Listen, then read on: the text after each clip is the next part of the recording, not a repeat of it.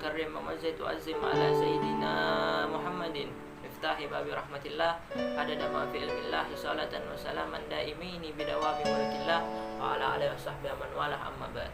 المكرم والمحترم سيد الوالد مربي روحي والجسدي أبويا الحبيب حسن بن أحمد باهرون وخليفة على الميمون أبويا حبيب علي زين العابدين ابن الحبيب حسن بن أحمد باهرون ماتعنا الله بطول حياته الشريفة جامع الأساتذة الكرماء جامع الأساب على hibah wan mujabah. Alhamdulillah, segala puja dan puji syukur kita kehadirat Allah Subhanahu wa taala, yang mana Allah Subhanahu wa taala masih mengumpulkan kita di dalam satu tempat yang mulia, di dalam satu tempat yang istimewa, yang mana di tempat ini tak lain dan tak bukan selain daripada menyebut nama Allah Subhanahu wa taala, tak lain dan tak bukan selain menyebut daripada nama baginda Nabi besar Muhammad sallallahu alaihi wasallam, tak lain dan tak bukan selain untuk mengagungkan namanya Allah Subhanahu wa taala, tak lain dan tak bukan selain untuk menyanjung, membacakan sejarah hidupnya baginda Nabi besar Muhammad sallallahu alaihi wasallam. Dan bersyukur juga kepada Allah Subhanahu wa taala, yang mana Allah masih mengizinkan kita, yang mana Allah masih mengaruniakan kita untuk bisa mendapat daripada ilmunya baginda Nabi besar Muhammad sallallahu alaihi wasallam, untuk kita bisa mendengar daripada ilmunya baginda Nabi besar Muhammad sallallahu alaihi wasallam, untuk kita bisa mewarisi daripada harta warisannya baginda Nabi besar Muhammad sallallahu alaihi wasallam, yaitu ilmunya baginda Nabi besar Muhammad sallallahu alaihi wasallam. 1441 tahun yang lalu Nabi Muhammad sallallahu alaihi wasallam tatkala wafatnya, beliau tidak mewariskan harta, beliau tidak mewariskan tahta, beliau tidak mewariskan jabatan atau lain sebagainya, akan tetapi beliau mewariskan satu hal, yaitu ilmunya baginda Nabi besar Muhammad sallallahu alaihi wasallam. Siapa orang yang mengambil sedikit daripada ilmunya baginda Nabi Muhammad sallallahu alaihi wasallam, orang itu akan menjadi mulia, orang itu akan menjadi istimewa, orang itu akan dimuliakan oleh orang-orang dan masyarakatnya, karena ia memiliki daripada ilmunya Nabi besar Muhammad sallallahu alaihi wasallam. Yang mana Nabi besar Muhammad sallallahu alaihi wasallam dilahirkan pada tanggal 12 Rabiul Awal di Yaumil Isnain, di mana di sana lahirlah seorang nabi yang mulia, lahirlah seorang rasul yang mulia, lahirlah seorang makhluk yang mulia, lahirlah seorang manusia tapi bukan manusia biasa, basyarun nakal basar, yaitu qurratul a'yunina Muhammad sallallahu alaihi wasallam. Imam Ali bin Muhammad bin Husain Al-Habsyi menyebutkan dalam kitab maulidnya, wulida maktunan makhulan maktu asurah, yang mana Nabi Muhammad sallallahu alaihi wasallam dilahirkan dalam keadaan terkhitan. Nabi besar Muhammad sallallahu alaihi wasallam dilahirkan dalam keadaan bercelak. Nabi besar Muhammad sallallahu alaihi wasallam dilahirkan dalam keadaan telah terpotong daripada tali pusarnya. Inilah tanda daripada keagungan baginda Nabi besar Muhammad sallallahu alaihi wasallam, yang mana pada tanggal 12 Rabiul Awal di Yaumil Isnain, hari kelahirannya baginda Nabi besar Muhammad sallallahu alaihi wasallam dari rahim yang mulia, yaitu Siti Aminah. Para bidadari turun ke bumi untuk melihat, untuk menyaksikan, untuk menengok daripada hari kelahirannya baginda Nabi besar Muhammad sallallahu alaihi wasallam. Para malaikat bergembira atas kelahirannya sosok nabi, sosok insan yang mulia. Allah buka pintu surga semuanya untuk memperingati, untuk mentakzimkan, untuk menghormati daripada hari kelahirannya baginda Nabi besar Muhammad sallallahu alaihi wasallam. Tapi jauh sebelum dilahirkannya baginda Nabi besar Muhammad sallallahu alaihi wasallam, jauh sebelum Allah menciptakan bumi, jauh sebelum Allah menciptakan semua alam semesta ini, Allah terlebih dahulu menciptakan daripada nurnya baginda Nabi besar Muhammad sallallahu alaihi wasallam. Sehingga para malaikat bertanya-tanya akan nur yang Allah ciptakan itu. Para malaikat bertanya-tanya akan nur siapakah yang Allah ciptakan itu sebelum Allah menciptakan segala sesuatunya.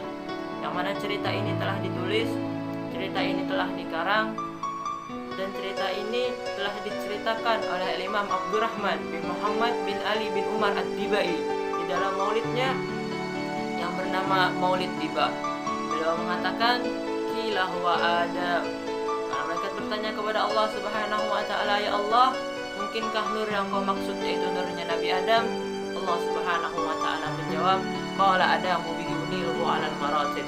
Ketahuilah para malaikatku, berkat nur ini yaitu nurnya baginda Nabi besar Muhammad sallallahu alaihi wasallam, Nabi Adam aku berikan kedudukan dan martabat yang tinggi. Lalu para malaikat bertanya lagi kepada Allah Subhanahu wa taala, "Ya Allah, lalu nur siapakah yang Engkau ciptakan itu? Lalu nur siapakah yang Engkau muliakan itu?" Lalu para malaikat bertanya, "Qila huwa Nuh." "Ya Allah, mungkinkah nur yang Engkau maksud yaitu nurnya Nabi Nuh?" Allah Subhanahu wa taala menjawab, "Qala Nuhun yanju minal gharqi wa ahlikum wa khalaqahu minal ahli wal aqarib." Katakanlah para malaikatku, berkat nur ini Nabi Nuh terselamatkan daripada badai yang menenggelamkannya, dan celakalah orang yang berpaling daripada Nabi Nuh maupun sanak kerabat atau familinya.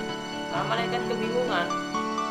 Lalu para malaikat bertanya lagi kepada Allah Subhanahu wa taala setelah beberapa tahun. Lalu muncullah Nabi Ibrahim. Para malaikat bertanya, "Ya Allah, mungkinkah nur yang Kau maksud yaitu nurnya Nabi Ibrahim?" Allah Subhanahu wa taala menjawab, "Qala Ibrahim bihi taqumu hujjatuhu ala ubadil asnami wal kawakib." Katakanlah para malaikatku, berkat nur ini, yaitu nurnya baginda Nabi besar Muhammad sallallahu alaihi wasallam, orang yaitu Nabi Ibrahim alaihi salam bisa menjadikan hujahnya kepada orang-orang penyembah bulan dan bintang. Para malaikat kebingungan dan bertanya lagi kepada Allah Subhanahu wa taala zaman kenabiannya Nabi Musa alaihi salam. "Ya Allah, qila huwa Musa." Mungkinkah nur yang Engkau maksud yaitu nurnya Nabi Musa? Allah Subhanahu wa taala menjawab, "Qala Musa akhuhu walakin hadha habibun wa Musa kalimun wa mukhatib." Ketahuilah para malaikatku, Musa adalah saudara daripada nur ini, akan tetapi Musa adalah orang yang pernah berbincang-bincang dengan aku. Lalu para malaikat bertanya lagi, "Qila huwa Isa." Ya Allah, mungkinkah nur yang satu ini yaitu nurnya Nabi Isa yang Kau maksud? Qala huwa Isa yubashshiru bihi wa huwa baina yaday nubuwwatihi kal hajib. Ketahuilah para malaikatku, Nabi Isa adalah pemberi kabar gembira atas kelahiran daripada nur ini, yaitu kelahirannya baginda Nabi besar Muhammad sallallahu alaihi wasallam, dan jarak kenabiannya Nabi Isa bagaikan alis dan mata. Qila faman hadha habibul karim. Lalu nur manakah ya Allah yang Kau muliakan, yang Kau agungkan? Qala alladhi bastuhu allatu wal qari wa tawajjahu bitijahani al mahabbati wal iftari wa nasarat ala ra'sihi kal asahib. Yang mana Engkau telah berikan kepadanya keagungan, kehormatan, yang mana Engkau telah berikan kepadanya mahkota keagungan, dan Engkau telah kibarkan atasnya daripada bendera kepemimpinannya. Qala huwa nabiyyun istakhartuhu min Lu'ay bin Ghalib. Katakanlah para malaikatku, dia adalah seorang nabi yang aku turunkan daripada keturunan Lu'ay bin Ghalib. Wa yamutu abuhu wa ummuhu wa yaqulu jadduhu summa amuhu sakikun Abu Talib.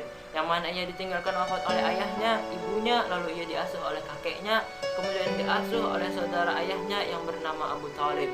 Inilah daripada kejadian sebelum dilahirkannya baginda Nabi besar Muhammad sallallahu alaihi wasallam, yang mana semua orang menunggu daripada hari kelahirannya baginda Nabi besar Muhammad sallallahu alaihi wasallam, yang mana semua para malaikat bertanya-tanya akan nurnya baginda Nabi besar Muhammad sallallahu alaihi wasallam. Maka pada saat tiba daripada hari kelahirannya baginda Nabi besar Muhammad, semua para malaikat dan bidadari turun ke bumi untuk melihat, untuk menyaksikan, untuk menengok daripada hari kelahirannya baginda Nabi besar Muhammad sallallahu alaihi wasallam. Inilah tanda daripada Allah Subhanahu wa taala, daripada Allah Subhanahu wa taala mengagungkan, Allah Subhanahu wa taala menyayangi, Allah Subhanahu wa taala mentaazimi daripada baginda Nabi besar Muhammad sallallahu alaihi wasallam. Bukan hanya di situ, semua orang yang bernisbah kepada Nabi Muhammad, apapun itu dan siapapun itu, maka ia akan menjadi mulia. Kita menjadi umatnya baginda Nabi besar Muhammad sallallahu alaihi wasallam, kita menjadi umat yang paling mulia. Kita menjadi umat yang paling istimewa di hadapan Allah Subhanahu wa taala. Al-Imam Muhammad Al-Bushiri mengatakan dalam qasidah burdahnya, bi akramir rusli akramal umami. Berkat kemuliaannya Nabi besar Muhammad sallallahu alaihi wasallam, kita orang menjadi umat yang paling mulia. Kita orang menjadi umat yang paling istimewa. Karena apa? Karena kita adalah umatnya baginda Nabi besar Muhammad sallallahu alaihi wasallam. Dan daripada keagungan Nabi besar Muhammad sallallahu alaihi wasallam, sandal yang beliau pakai, sandal yang dipakai Nabi besar Muhammad sallallahu alaihi wasallam menjadi sandal yang paling mulia, menjadi sandal yang paling afdol, menjadi sandal yang paling istimewa. Karena apa? Karena sandal itu dipakai oleh baginda Nabi besar Muhammad sallallahu alaihi wasallam. Al-Imam An-Nabbahan menyebutkan di dalam syairnya, ala ra'si hadzal kauni na'lu Muhammadin sammat fa jami'ul khalaiqi tahta zilalihi la daturra Musa nudi akhlaq wa Ahmad ilal ars lam yu'mar bi khalqin ni'alihi. Ketahuilah, Sandalnya Nabi Muhammad sallallahu alaihi wasallam berada di atas kepala setiap makhluk di jagat raya ini. Sammat fi jami'ul khalaiqi tahta zilalihi. Dan semua makhluk di jagat raya ini berada di bawah sandalnya baginda Nabi besar Muhammad sallallahu alaihi wasallam. La adatur Musa nudi akhlaq. Tatkala suatu hari Nabi Musa Allah panggil ke Gunung Tursina, Allah suruh Nabi Musa untuk melepaskan sandalnya karena Nabi Musa ingin memasuki daripada Gunung Tursina, yang mana disitulah Nabi Musa berbincang-bincang dengan Allah Subhanahu wa taala. Akan tetapi Nabi Muhammad wa Ahmad ilal as lam yu'mar bi khalqin ni'alihi. Akan tetapi Nabi Muhammad sampai ke aras, sampai ke Sidratul Muntaha, sampai bertemu dengan Zat yang Maha Kuasa yaitu Allah Subhanahu wa taala. Nabi Muhammad tetap dalam keadaan memakai sandalnya yang mulia, yang mana sandal itu sekarang telah diabadikan di mana-mana karena keagungannya, karena kemuliaannya, dan karena keistimewaannya. Itulah tanda semua apapun yang bernisbah kepada Nabi Muhammad akan menjadi mulia, akan menjadi agung, dan akan menjadi istimewa. Bukan hanya sampai di situ. Nabi Muhammad dilahirkan ke muka bumi untuk apa? Allah Subhanahu wa taala berfirman dalam Al-Qur'an Al-Karim, "Wa ma arsalnaka illa rahmatan lil alamin." Tidak aku utus engkau wahai Nabi Muhammad ke alam semesta ini kecuali untuk memberikan rahmat bagi seluruh alam. Yang mana rahmatnya Nabi Muhammad bukan hanya untuk sahabat-sahabatnya saja. Rahmatnya Nabi Muhammad bukan hanya untuk para orang yang hidup sejaman dengan beliau saja. Rahmatnya Nabi Muhammad bukan hanya untuk istri-istrinya atau lain sebagainya.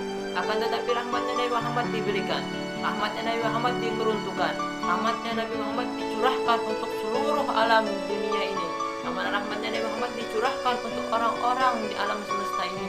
Inilah daripada keagungannya baginda Nabi besar Muhammad sallallahu alaihi wasallam. Dan banyak lagi keagungan-keagungan yang Allah berikan kepada Nabi besar Muhammad sallallahu alaihi wasallam. Lalu bagaimanakah kita sebagai umatnya baginda Nabi besar Muhammad sallallahu alaihi wasallam, kita menjadi umat yang sangat mulia berkat Nabi besar Muhammad sallallahu alaihi wasallam. Yang mana Nabi Muhammad sallallahu alaihi wasallam mengatakan, barang siapa orang yang ingin dekat denganku nanti di hari kiamat, maka berbanyaklah salawat kepadaku. Salawat kepada Nabi besar Muhammad sallallahu alaihi wasallam tidak akan ada ruginya. Salawat kepada Nabi besar Muhammad sallallahu alaihi wasallam salah itu semua kembali kepada diri kita sendiri. Nabi Muhammad sallallahu alaihi wasallam bersabda, "Man shalla alayya wahidatan fasallallahu biha asra." Orang yang berselawat kepadaku satu kali, maka Allah akan berselawat kepadanya 10 kali. Imam Abdullah bin Alwi bin Muhammad Al-Haddad mengatakan di dalam kitabnya, siapa orang yang mendapatkan selawat daripada Allah Subhanahu wa taala satu kali saja dalam hidupnya, lakafahu minasyarfan wa karamatan. Cukup baginya untuk mendapatkan kemuliaan dan keagungan untuk seumur hidupnya. Hanya satu kali. Lalu bagaimanakah dengan 10 kali selawat yang Allah berikan kepada kita? Itu semua karena kemuliaan dan keagungan baginda Nabi Muhammad sallallahu alaihi wasallam.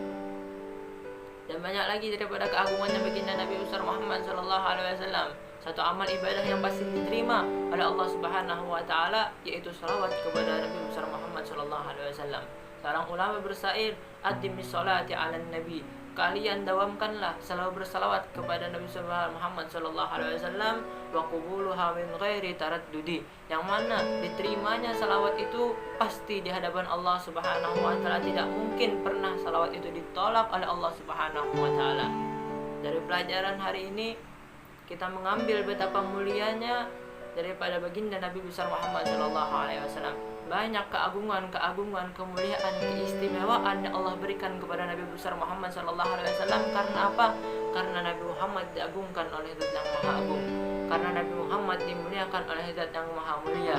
Karena Nabi Muhammad diistimewakan oleh Zat yang Maha Istimewa, yaitu Allah Subhanahu wa taala. Maka jangan pernah sekali-kali kita mencari kemuliaan, kita mencari keistimewaan, kita mencari keagungan di hadapan manusia. Carilah keagungan, keistimewaan, dan kemuliaan di hadapan Allah Subhanahu wa taala. Tatkala Allah telah cinta kepada hambanya, tatkala Allah telah memberikan nazrah kepada hambanya, maka semua orang di alam semesta ini, semua orang di dunia ini akan mencintainya, akan memuliakannya, akan mengagungkannya, karena ia telah mencintai daripada Allah Subhanahu wa taala. Cinta kepada Allah Subhanahu wa taala dilandasi dengan cinta kepada Nabi besar Muhammad sallallahu alaihi wasallam. Imam Al-Junaid Al-Baghdadi menyatakan di dalam sebuah perkataannya, "At-tariq kulluha masdudah." illa yatruku min athar Rasulullah sallallahu alaihi wasallam. Semua jalan telah tertutup, semua jalan telah terkunci kecuali jalan yang mana di jalan itu kita menapaki, kita menjajaki daripada perjalanannya baginda Nabi besar Muhammad sallallahu alaihi wasallam. Semoga saja ini semua bisa menjadi faedah, bisa menjadi panutan bagi kita semua untuk terus menjajaki dan menapaki daripada jejaknya Rasulullah sallallahu alaihi wasallam, untuk bisa menyambung daripada tongkat estafet dakwahnya baginda Nabi besar Muhammad sallallahu alaihi wasallam. Hanya ini yang bisa saya sampaikan. Salah hilaf mohon dimaafkan. Wabillahi taufiq wal hidayah, waridha wal inayah. Wassalamualaikum warahmatullahi taala wabarakatuh.